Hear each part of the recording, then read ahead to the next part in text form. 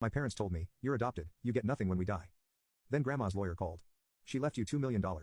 And a letter about your parents' lies." I drove to their house with a smile. The lawyer's phone call came on a Tuesday morning, while I was eating cereal before my shift at the auto parts store. I almost didn't answer. Unknown numbers usually meant debt collectors or telemarketers, and I had enough problems without dealing with either.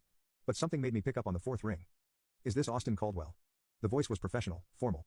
"Yeah, that's me. Mr. Caldwell, this is Margaret Stevens from Stevens Bradley and Associates. I'm calling regarding the estate of Eleanor Caldwell. I believe she was your grandmother." My spoon clattered into my bowl. Grandma Eleanor had passed away 6 months ago, and I hadn't been allowed at the funeral.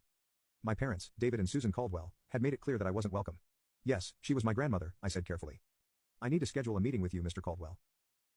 There are some matters regarding her will that require your immediate attention." "I think there's been a mistake," I said. "My parents told me I wasn't included in her will. They said she left everything to them and my brother." There was a pause on the other end of the line. "Mr. Caldwell, I think we definitely need to meet. Are you available this afternoon?" 2 hours later, I was sitting in a leather chair in Margaret Stevens' law office, staring at documents that made no sense. According to the papers in front of me, my grandmother had left me $2.1 million, her house, and several investment accounts. "There must be some mistake," I repeated for the third time. "My parents said I was adopted. They said Grandma Eleanor wasn't really my grandmother, that she had no obligation to me."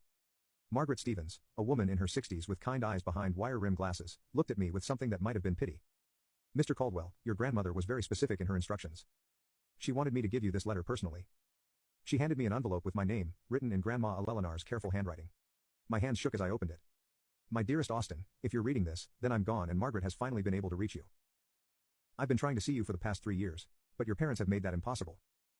I need you to know the truth about everything, because the lies your parents have told you are cruel and completely false. You are not adopted. You are my biological grandson, the son of my beloved daughter, Jennifer.